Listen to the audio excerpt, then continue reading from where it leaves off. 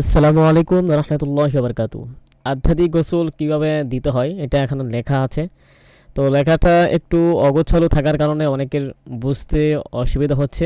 তো সর্বপ্রথম গোসলের পূর্বে শেষ 6টি সূরা, সূরা কাফিরুন, নাসর, লাহাব, ইখলাস, ফালাক, নাস, তাশাহুদ, দুরুদ ইব্রাহিম সহ 3বার পড়ুন।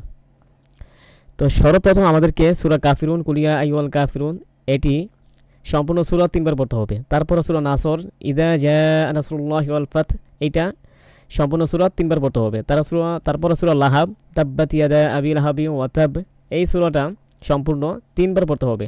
তারপর সূরা ইখলাস, কুল হুয়াল্লাহু আহাদ, এই সূরাটা সম্পূর্ণ 3বার পড়তে হবে। তারপর হচ্ছে সূরা ফালাক, কুল আউযু বিরাব্বিল ফালাক, এটা সম্পূর্ণ 3বার পড়তে হবে। তারপর সূরা নাস, কুল আউযু বিরাব্বিন নাস, এটা সম্পূর্ণ 3বার পড়তে হবে। তারপরে তাশাহুদ, তাহিয়াতু বা তাশাহুদ যেটা বলে ওটা 3বার পড়বেন। তারপর হচ্ছে দুরুদ ইব্রাহিম 3বার পড়বেন। দুরুদ ইব্রাহিম হচ্ছে আমরা নামাজের মধ্যে শেষ বৈঠকে সালাম ফিরানোর পূর্বে যেটা পড়ে থাকি, আল্লাহুম্মা সাল্লি আলা মুহাম্মদ ওয়া আলা আলি মুহাম্মদ, এটি আপনারা 3বার পড়বেন।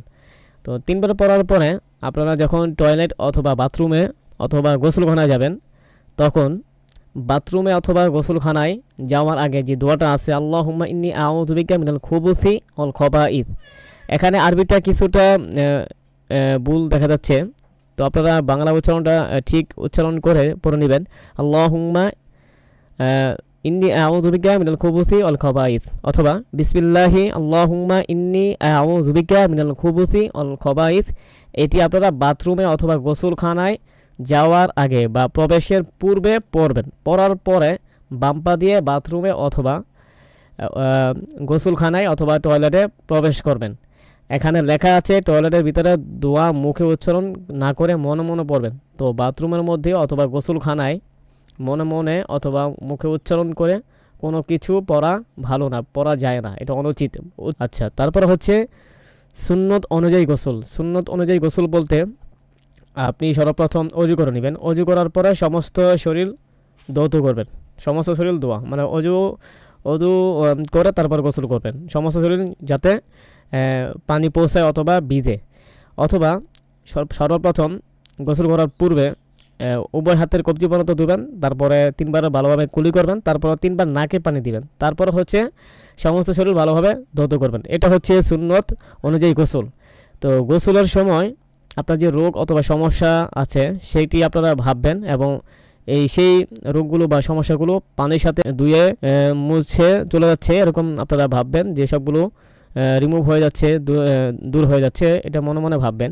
কিন্তু গোসলের সময় মনে মনে সূরা বা সূরাগুলো পড়ে থাকুন, এটা করা যাবে না। যদিও এখানে লেখা আছে এটা পড়া যাবে না, কারণ গোসল অবস্থাও কোনো সূরা বা কোরআন আয়াত পড়া যায় না। তো এটা আপনারা করবেন না। গোসলের সময় মনে মনে দোয়া এই দোয়াগুলো পড়া যাবে না বা সূরাগুলো পড়া যাবে না, এটা পড়বেন পরে। শুধু মনে মনে ভাববেন যে আপনার শরীর থেকে পানির সাথে আপনার রোগগুলো অথবা সমস্যাগুলো দুইয়া মুছে চলে যাচ্ছে, এটা মনে করবেন। কিন্তু এখানে সূরা বা দোয়া পড়ার প্রয়োজন নাই। তারপর হচ্ছে গোসল শেষে ডান পা দিয়ে বের হয়ে যাবেন। বের হয়ে তারপর হচ্ছে বের হবার পরে যে দোয়াটা আছে, বাথরুম থেকে বের হবার পরে যে দোয়াটা আছে সেই দোয়াটা অবশ্যই পড়ে নেবেন।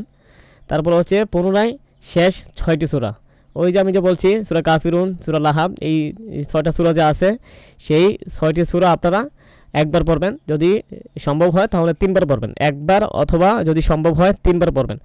আর যদি আপনি ফরজ গোসল অথবা জুনুবি থাকেন, তো সেক্ষেত্রে যেহেতু গোসল ফরজ অবস্থায় অথবা জুনুবি অবস্থায় কোরআন শরীফ তেলাওয়াত করা যায় না বা দরা ছোঁয়া যায় না, তো সেই ক্ষেত্রে গোসলের আগে যে দোয়াগুলো আছে বা যেই সূরাগুলো তেলাওয়াত করতে অথবা পড়তে বলা হয়েছে সেগুলো কিন্তু করা যাবে না, ঠিক আছে। তবে গোসলের পরে 6টি সূরা অবশ্যই পড়বেন।